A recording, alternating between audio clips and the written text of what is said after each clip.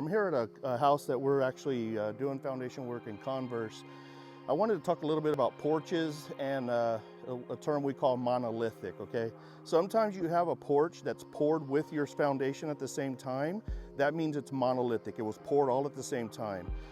When you have a house that was poured afterwards, it's just called non-mono, which means it was not poured at the same time as the house. When you have a mono porch, it's connected to your home. So when we install piers, we use that porch to support your home. Since it's part of the home, it's monolithic. So it was poured all together. It's all one piece. So we can utilize that porch area to actually lift your home. So on this house, you can see they have a porch here. It's about 8 by 10. And we have piers on the outside of this porch.